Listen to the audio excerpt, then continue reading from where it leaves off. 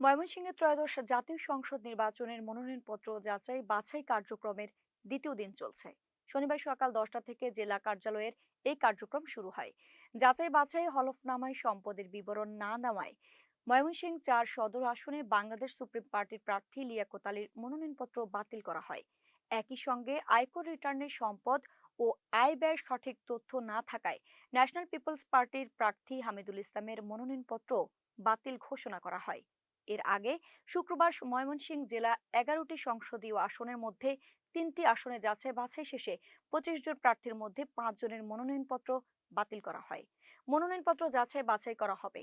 সকাল থেকেই বিভিন্ন রাজনৈতিক দলের প্রার্থীর দলীয় নেতাকর্মীদের সঙ্গে নিয়ে যাচাই বাছাই কার্যক্রমে অংশ নেন।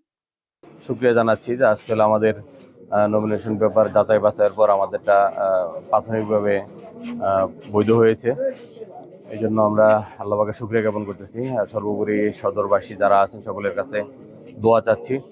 আমাদের সদরে অনেকগুলো সমস্যা, বিশেষ করে শহরের সমস্যার ভিতরে আমরা দেখি যানজটটা আমাদের বড় সমস্যা, ড্রেনেজ সিস্টেমটা আমাদের বড় সমস্যা, মাদকের নগরী হয়ে গেছে, আমাদের বেকারত্ব, ছেলে মেয়ে অনেক বেড়ে গেছে, আমাদের স্বাস্থ্য খাতটাও বিভাগীয় হাসপাতাল, এখানে অনেক ধরনের ভোগান্তি হচ্ছে, স্বাস্থ্য খাতের অনিয়ম দুর্নীতির ব্যাপারে আছে।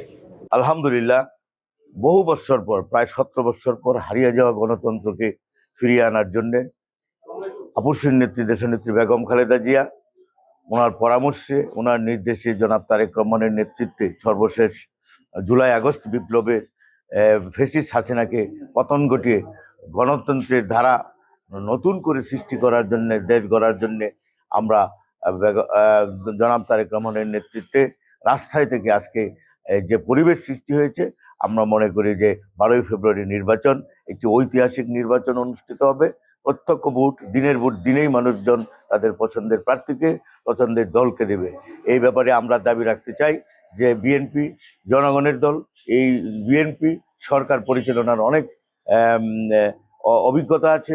জনাব তারেক রহমানের নেতৃত্বে আগামী দিন এই ময়মনসিংহ এলাকাকে এবং সারা ময়মনসিংহকে আমরা যে সমস্ত সমস্যা আছে অগ্রাধিকার ভিত্তিতে চিহ্নিত করে সেই শিক্ষা, স্বাস্থ্য, রাস্তাঘাট, যুব সমাজের কর্মসংস্থানের এবং 8 দফা বাস্তবায়নের মাধ্যমে 31 দফা রূপরেখায় আমরা বঙ্গুর রাষ্ট্রকে মেরামত করে স্বনির্ভর বাংলাদেশ গঠন করি।